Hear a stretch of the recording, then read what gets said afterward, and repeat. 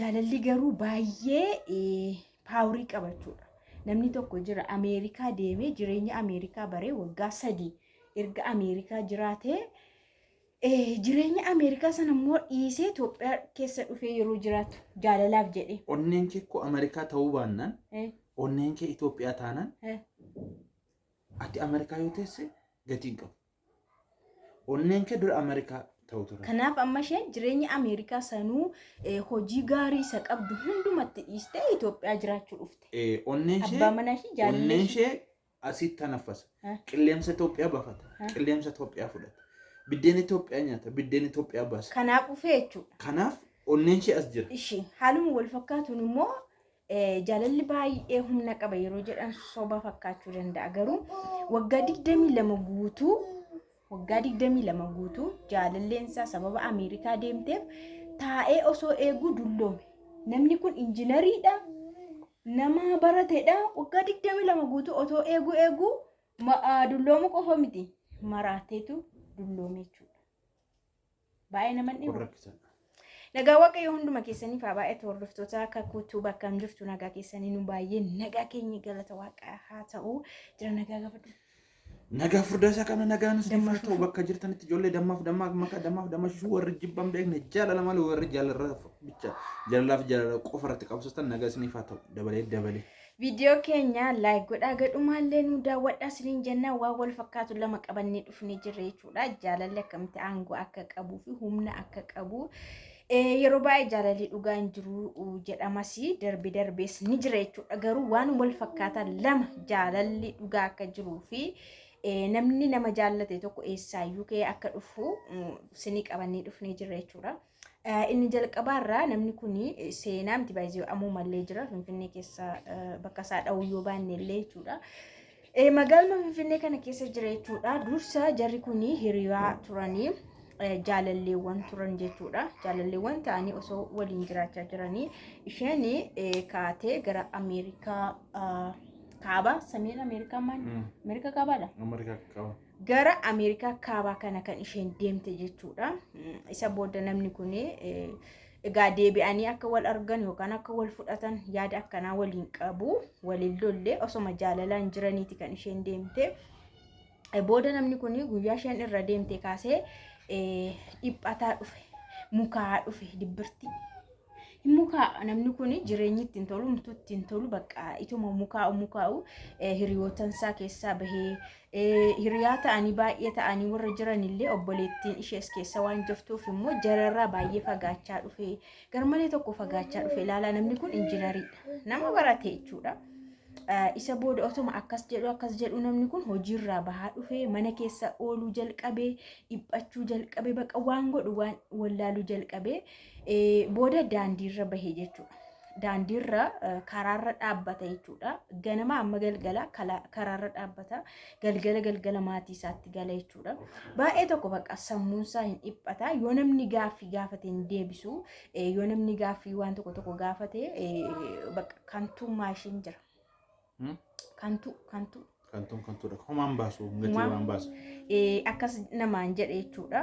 Haa ta'uutii osoo haala kanaan jiru yeroo wayii keessa mucayyoon kun deebitee dhufte jechuudha. Deebitee dhuftee namni itti mee oddoonni jiru daandiirra siniin jedheera. Ganama amma galgala bokkaa keessa maal keessachuma dhaabbata. Yeroo geessanii isheen dhuftee yeroo geessanii isadha. Bifni isaallee jijjiirameera. Nama aduu kee oolu bokkaa keessa ooludha. Baruu dadhabe. Yeroo isheen dhuftuyyuu ishee ta'uu baruu dadhabe. Eenyu akka taate wallaale.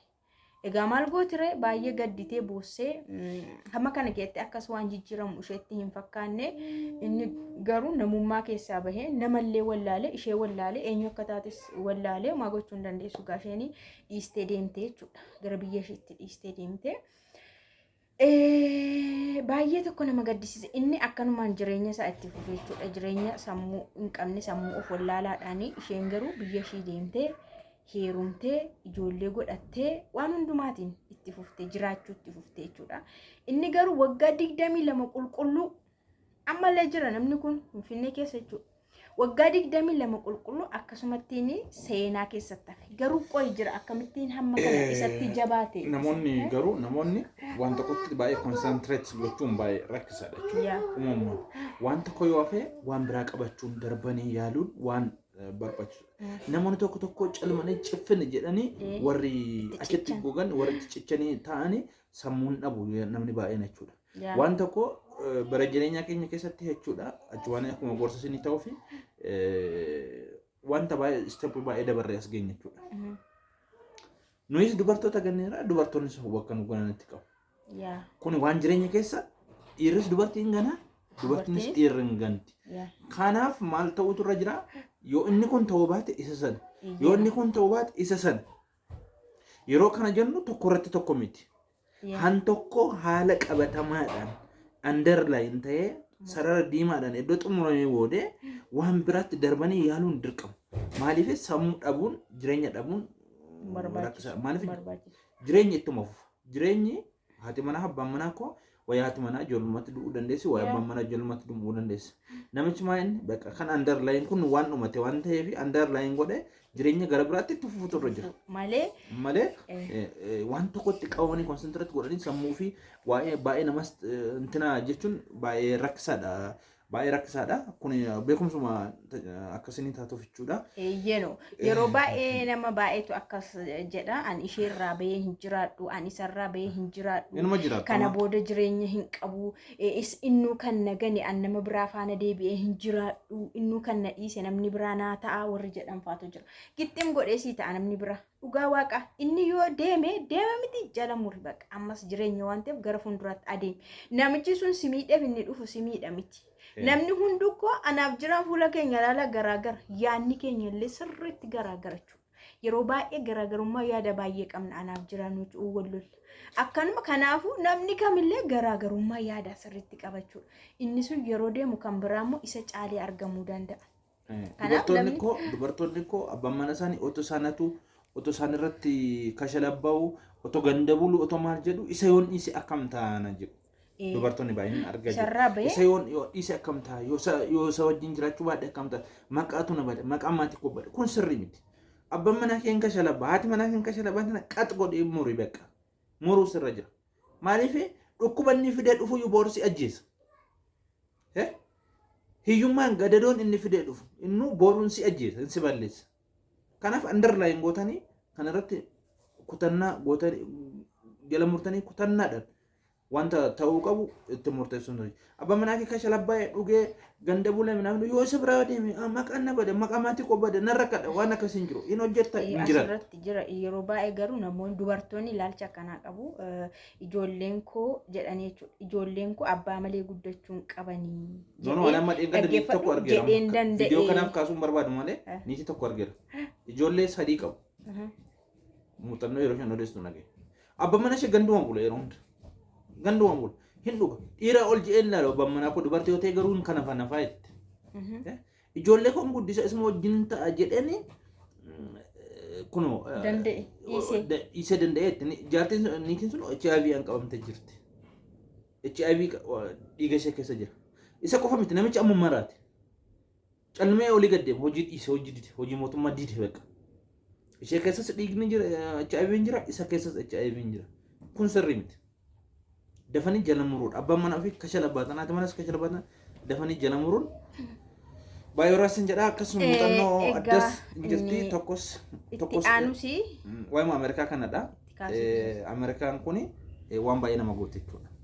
Waan baay'ee nama dhiiste. Ameerikaa kunimmoo agatamii mucaan kun yoo viidiyoo kana ilaale hodatti kolfuu danda'a waanuma kaleessa natti odeessedha jechuudha.